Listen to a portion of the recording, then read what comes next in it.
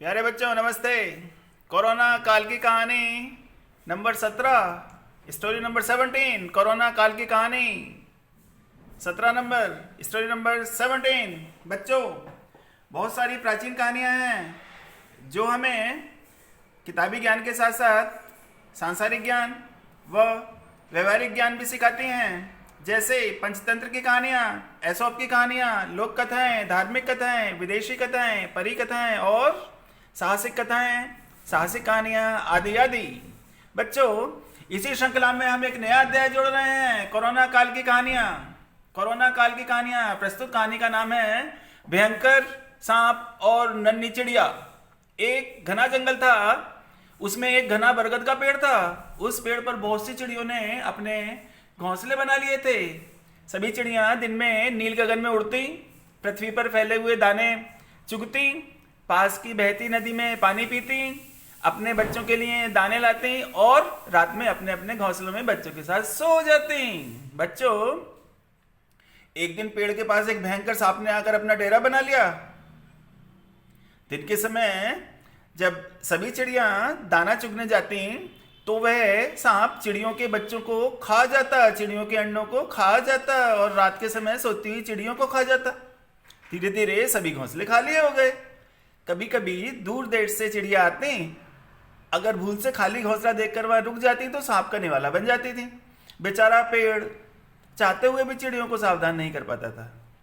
समय बीतता गया।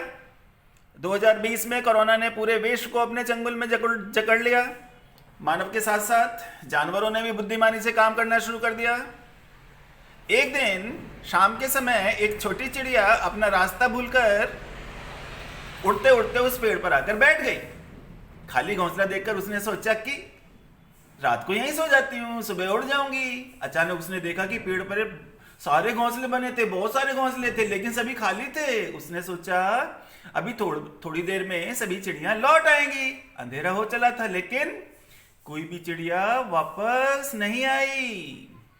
अब तो चिड़िया घबराने लगी, लेकिन चिड़िया ने समझदारी से काम लिया। वह उड़ी और पेड़ के चारों ओर चक्कर लगाने लगी। अंधेरा बढ़ता ही जा रहा था। थककर वह उस पेड़ की सबसे ऊंची डाली पर बैठ गई।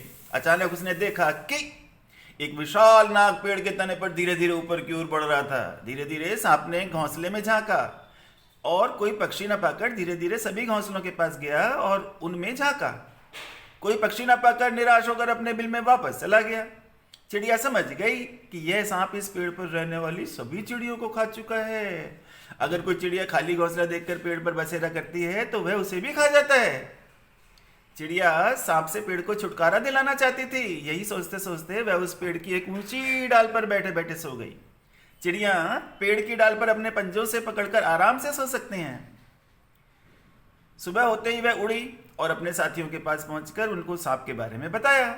उसने अपने साथी चिड़ियों को बताया, एक बार बहुत सारे कबूतर बहेलिए के जाल में फंस गए, लेकिन एक बूढ़े कबूतर के कहने पर वे जाल ले उड़े और अपने मित्र चूहे से जाल कटवाकर स्वतंत्र हो गए। हम सब मिलकर उस सांप से पेड़ को मुक्त करा सकते हैं। कठफोड़वा को विशेष रूप से आमंत्रित किया गया। सभी पक्षियों ने मिलकर कठफोड़वा को अभियान का सेनापति नियुक्त किया। कुछ दिनों तक सेनापति कठफोड़वा और पक्षियों के समूह ने पेड़ के आसपास उड़कर सांप की गतिविधियों को ध्यान से देखा। योजना के अनुसार पूर्णिमा से 2 दिन पहले कुछ छोटी बड़ी चिड़ियों ने आकर पेड़ पर बने खाली घोंसलों में रहना शुरू कर दिया। चिड़ियों ने पूर्णिमा का दिन इसलिए चुना था ताकि रात में चांद की रोशनी में सांप की गतिविधियां आसानी से देखी जा सकें। सांप ने जब चिड़ियों को देखा तो खुश हो गया। उसने सोचा अब तो भरपेट खाना मिलेगा। सांप रात्रि में अपने बिल से निकला, धीरे धीरे पेड़ पर चढ़ने लगा। धीरे धीरे जैसे ही वह पहले घोंसले के पास पहुंचा और चिड़िया पर झपटना चाहा, सावधान चिड़िया उड़कर ऊंची डाल पर बैठ गई।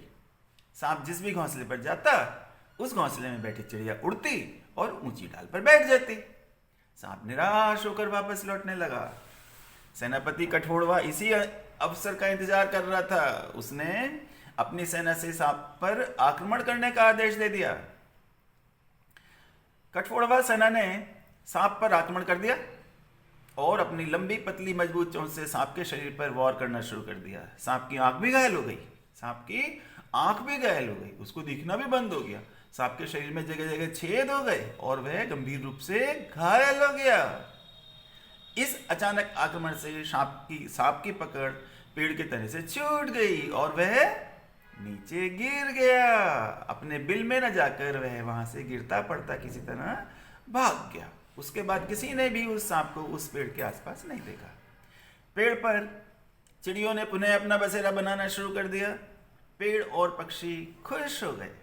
बच्चों, कोरोना काल में एक छोटी चिड़िया की समझदारी से पेड़ को सांप से छुटकारा मिल गया, सांप से मुक्ति मिल गई। पेड़ पर चिड़ियों ने अपना बसेरा बनाना शुरू कर दिया। आप भी समझदारी से काम कीजिए, सावधानी से रहिए और इस कठिन समय में प्रभु की प्रार्थना करते रहिए।